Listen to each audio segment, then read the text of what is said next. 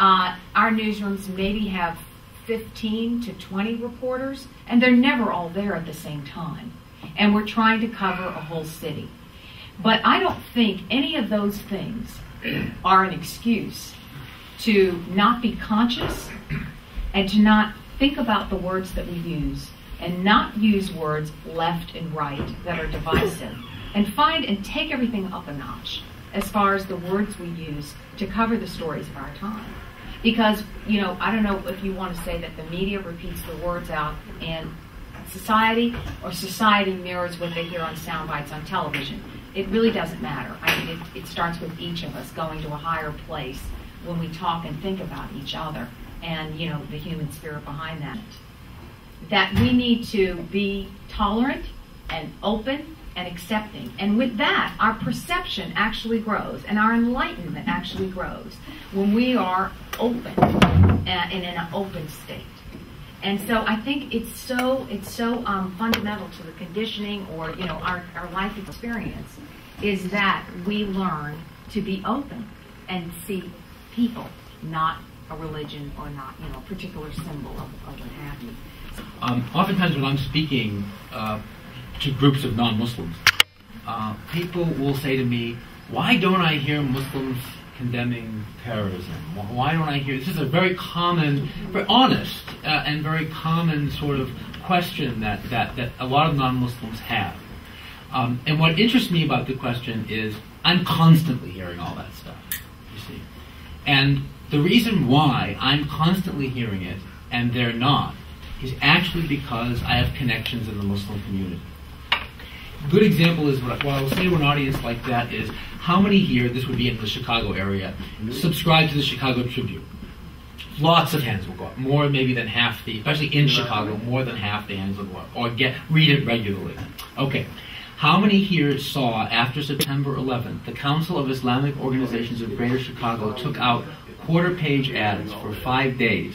Quarter-page ads in the Tribune are not cheap, okay? And this is an NGO. It doesn't have a lot of, you know, it raises money among the community, etc.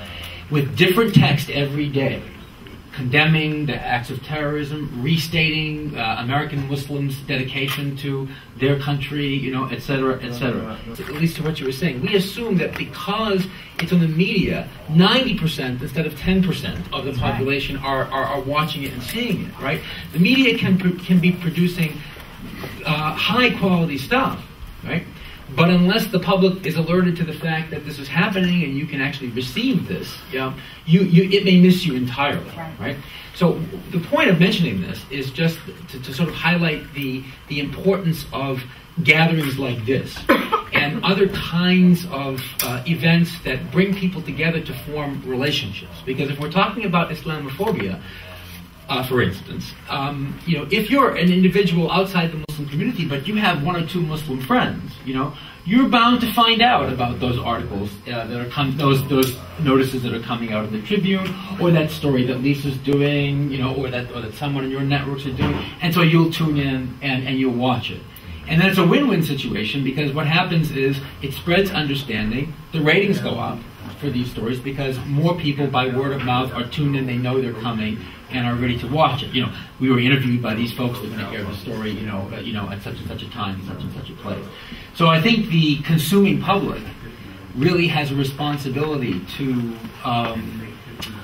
realize that that dynamic is at play, and that's how we can encourage and support quality media coverage of a variety of different issues that may concern us. So we're at our time for break. Is break 15 minutes? Is that how long it is? When do we come back? 10 minutes, 15 minutes. 10 minutes. Well, well, if we say 10, it'll be 15. So we'll try to come back at 5 minutes to the hour for conversation. I want you to, before we break, I know every time on panels like this with people from the media of this extraordinarily high quality, I just, you know, my confidence is restored. That, for instance, in that 2080, that I have allies in the media, and that maybe I don't, you know, use or exploit my relationships with them to the degree that I should. So if you just join me in thanking our guests here this morning for their contributions so far, and in thanks for the fact that they'll return with us for our collective conversation. That raised so many critical issues, and I'm not going to be able to touch on them all in my attempts to my frail attempts to recap, but I hope I can hit on some of the highlights just so people can refresh their memories about what we did in the first part of our time together, and use that as a basis for our discussion. Lisa began, and one of the words that just came out in bold relief for me as she was talking was her reference to the instantaneous nature of media, and we had that issue or concern resonating and echoing in some of the other presentations. I think we're all aware theoretically about the degree to which technology changes our lives. But as I thought of the incredible rapidity of change of technology that has to do with the flow of information, and how breathless our friends in the media must be to keep up with this, and there are two things going on. There's the attempt to keep up with those changes effectively and utilize them in effective ways, but then there's that process of how is the change in technology changing what we do, and how do we remain faithful to the standards of our professions, when these forces are bearing down on us over which we don't have much control. But we're nonetheless, as Lisa said later, it's not an excuse for then sacrificing our values. So we have to rise to the challenge, etc. Lisa also brought up the issue of economics, which was something else that resonated through all the presentations. Either Rick or Don or both referred to themselves and network media as more capitalist journals, which is by no means a negative category. It's the reality that, like so much else in our society, much of our media is driven by economics and driven by the market. It's not impossible to do good journalism and be capitalist economics, but it certainly makes it a little more challenging than it would. But then the point was raised, I think Rick made the point, or maybe Don did, but that gets government out of it. And that's certainly a good thing. In other words, maybe you have to have a few corporate sponsors you have to answer to, but rather that, than have to answer to the to the government, and then become a kind of propaganda instrument. Julie talked about. She's the one that's in public media, right? So she said, we don't have to worry about.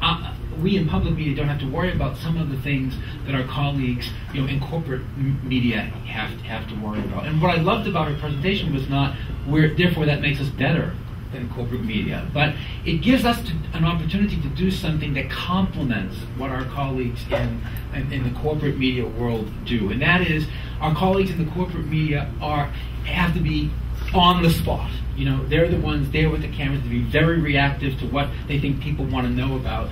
And that's one of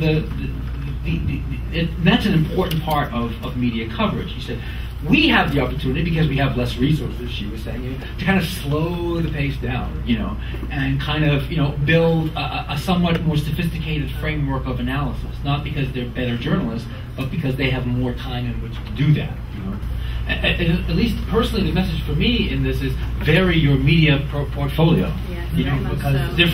different genres and all, not different genres, but also within the same genre of television media, different institutions, public television, not as opposed to but and then corporate television have different strengths, and as an informed public, we need to know how to best use the media resources that are in front of us. And of course, that issue also came up about internet. And, I have to deal with this as an educator too, because my students are primarily, more than the library now, And there is some high quality stuff, on the internet, very high quality stuff.